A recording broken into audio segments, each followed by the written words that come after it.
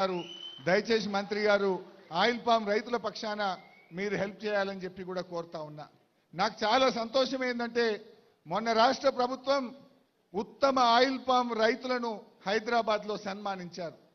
అది మా సిద్దిపేట జిల్లా అక్కనేపల్లి గ్రామానికి చెందినటువంటి మా నాగేందర్ అనే రైతు అవార్డు అందుకున్నాడు. అంటే మా రైతులు అంత అద్భుతంగా పంట పెంచి దిగుబడి సాధించి కొత్త ప్రాంతమైనా కూడా ఆయిల్ పామ్ లో ఉత్తమ రైతు అవార్డు అక్కనేపల్లికి చెందిన నాగేందర్ అనేటువంటి రైతు అందుకున్నాడంటే మా వాళ్ళు ఎంత శ్రద్ధగా చేస్తున్నారో.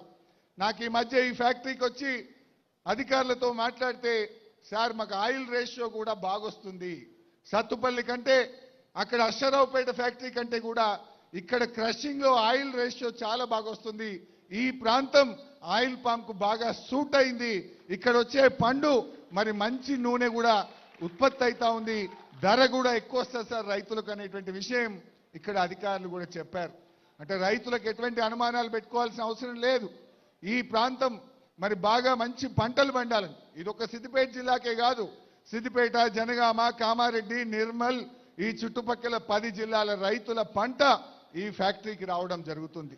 ఆనాడు కేసీఆర్ గారు మరి ఈ రైతాంగానికి మేలు జరగాలి, అధిక దిగుబడి కలిగిన పంటలు పండాలని 300 కోట్లతో ఈ ఫ్యాక్టరీ ఈ ప్రాంతానికి మంజూరు చేసినందుకు వారికి కూడా నేను ఈ వేదిక నుంచి ధన్యవాదాలు తెలియజేస్తా ఉన్నా.